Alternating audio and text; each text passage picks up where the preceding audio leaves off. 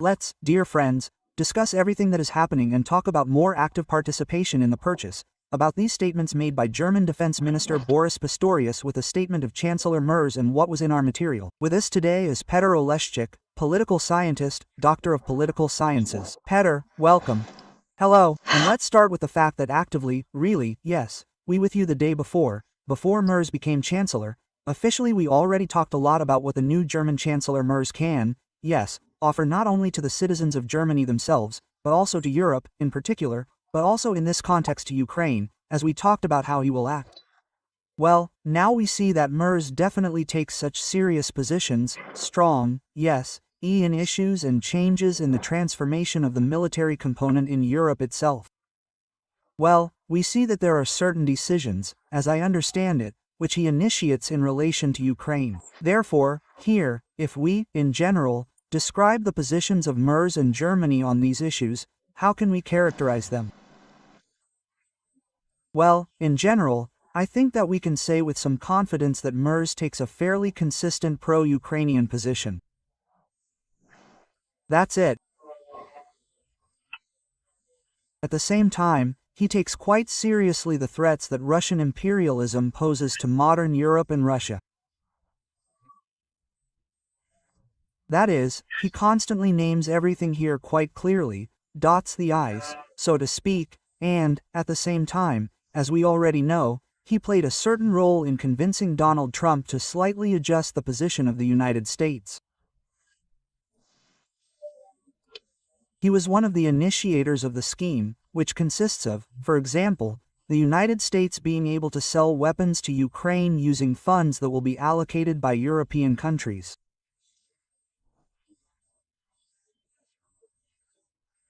That is, well, in fact, I think that the MRC as a whole, shows the level of leadership that, all of Europe expects from Germany as the leading country of the European Union in the current situation, leading both in terms of, again, economy, political weight, and everything connected with this. Of course, there are, for example, some points that cause discontent, for example, among many Ukrainians. And, in particular, this, for example, this is the issue with the Taurus missiles, about which there was a lot of talk back in the time, when the German government was headed by Olaf Scholz. Now, too, as if history, which represents the same party as Scholz, the Social Democratic Party of Germany, constantly says that no, there will be no Tauruses. And, as far as I understand, this is a rather principled position of the Social Democratic Party, which is forming a coalition with the Christian Democrats and the Merz Democrats. And therefore, perhaps, this issue is not relevant now. But to be honest, I don't see any big reason for any indignation or discontent here. Well, indeed, probably, Taurus missiles would definitely not hurt Ukraine, but this is still not some kind of superweapon that could radically change the nature of the war. This is another type of cruise missiles, which, by the way, Germany does not produce now. That is, they could be provided in a very limited quantity, and globally they would not affect anything. For Ukraine, it seems to me, strategic cooperation with Germany is more important, joint projects for the production of weapons, investments from Germany in Ukrainian weapons production, because Ukraine does not just need some super weapons in the amount of 10 units, but needs a stable replenishment of stocks of everything necessary to maintain the defense capability of Ukraine. And here, I think that Merz has already done a lot. In particular, Germany has moved to the same model that Denmark and some other EU countries had previously demonstrated, the idea being that European countries invest money in Ukrainian weapons production, in particular long-range drones, missiles, and then Ukraine can use this to counter Russian aggression. So, well, overall, I think that Merz has probably made a pretty good start, and so has the German leadership. And I hope that all these positive trends that have been laid down now will continue during his further term as head of the German government. You see, more and more information is appearing now, well, because there is a lot of talk about additional Patriots to Ukraine, which is a very important topic. I am the only one now, Peter, not to you, but I never run ahead. When they are in Ukraine, yes, well, that is, let's say, there will be official information, then we will talk, because, well, there are certain numbers mentioned there, 17 and so on. Okay, that's all well and good, yes, and that's great.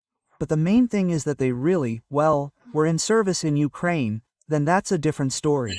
But information is emerging, I'm quoting verbatim, Merz was persuading Trump to give additional Patriots to Ukraine. And it's quite interesting, the Wall Street Journal writes, this publication just appeared, and the diplomatic efforts of European leaders, attempts to change Trump's mind regarding support for Ukraine.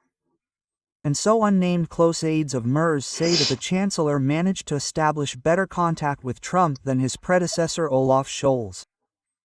And a factor in this was Merz's readiness, well, it's clear what to do, to pay for American weapons for Ukraine. As I understand it, it was precisely this aspect that Germany was ready to take part in the issue of payment, yes, for American weapons, that somehow became the key. Here, Trump's business comes into play, this is his history and background. Well, then in this material it is written that here the authors of the material, personally not the authors of the material, but the interlocutors who gave comments for the Wall Journal, see the personal merit of Merz and the greatest success of Berlin in the fact that Trump recently changed his position regarding the Russian Federation of Ukraine and agreed to at least some help to Kyiv. Well, and this is interesting from the point of view of the fact that it seems that after all, not only here is how Europe acts, although this is very important, because, as Trump always said, Germany, Europe, should take on obligations regarding Ukraine, therefore, yes, it is certainly important. Well, plus another very important factor, after all, a little from the other side,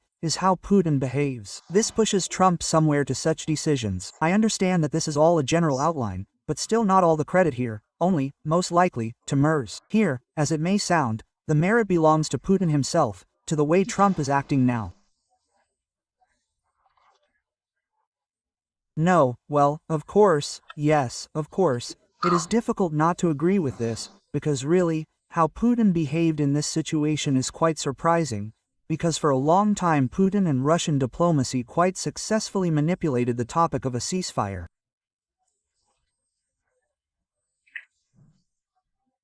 That is, they built a whole propaganda construct, the meaning of which was as follows: we want a ceasefire, an end to the war.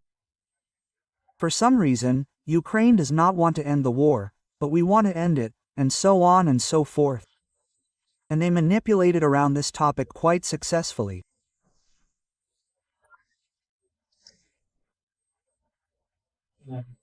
But when the question of actually stopping the war, at least stopping the military actions, arose, Ukraine ultimately agreed, and it accepted the corresponding conditions, and it agreed on a similar position with the United States back in March of this year at the corresponding meeting in Saudi Arabia, after which lengthy negotiations began, between the United States and Russia, which showed that Russia and Putin are not interested in a ceasefire.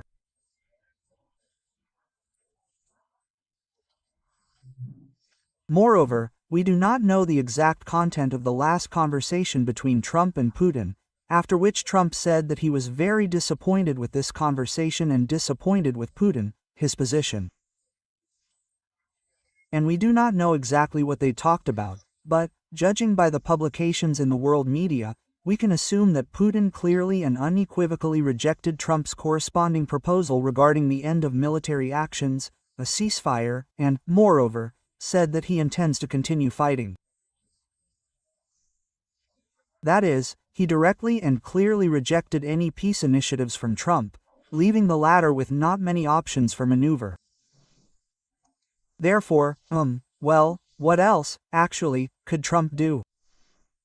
He could, of course, continue the previous agenda, that, well, we are talking fine, everything is fine, let's wait another 2 weeks, 3 weeks, a month, 6 months, and so on. But Trump, obviously, felt that this was not bringing him anything except image losses.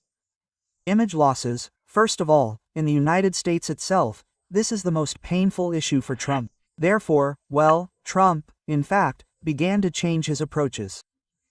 Of course, Ukrainian diplomacy played a role here, which successfully promoted the idea that Ukraine is for ending military actions here and now without conditions. This was repeated many times. And Russia, on the contrary, continues to advocate for continuing military actions. And in this situation, somehow accusing Ukraine of something or putting pressure on Ukraine for something, well, it was, to put it mildly, difficult. And, of course, again, the help of European partners, including the German Chancellor.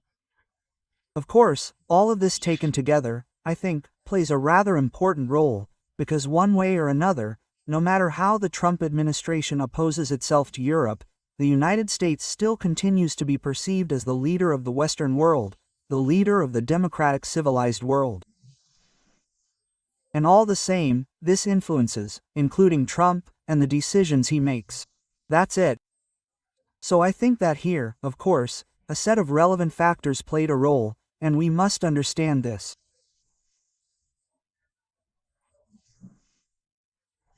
But, of course, yes, the fact that Putin for some reason directly and unequivocally rejected any of Trump's peace initiatives, well, of course, this essentially left Trump himself with not so many options, given that Trump probably really hoped that he would be able to reach quick agreements with Putin, reset relations with Putin, and, in general, begin a new stage of contacts between Russia and the United States.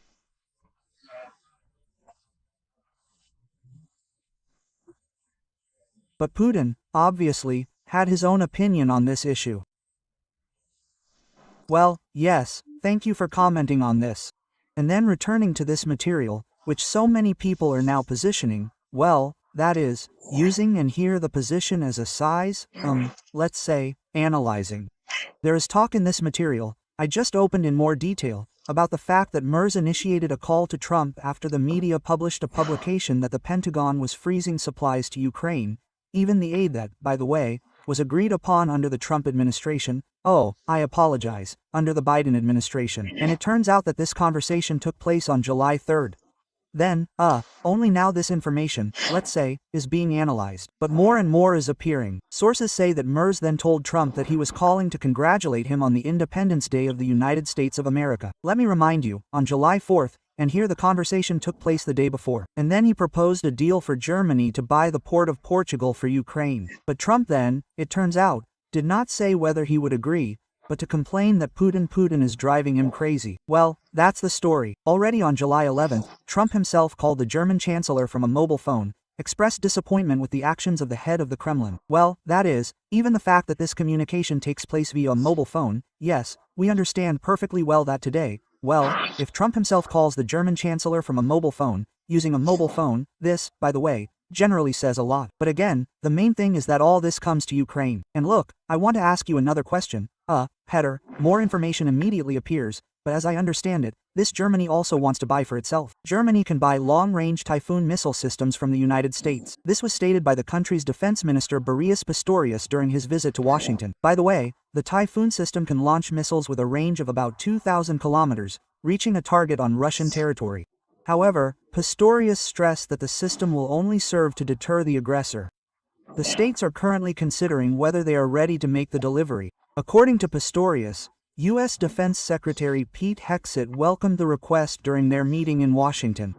But about these Typhoon missile systems, this is Germany's decision. Well, of course, again, it is still unknown whether this will happen, but as I understand it, this is Germany for itself, yes, apparently. Or, again, if it is purchased, then it will be able to provide it to Ukraine at a certain point if necessary.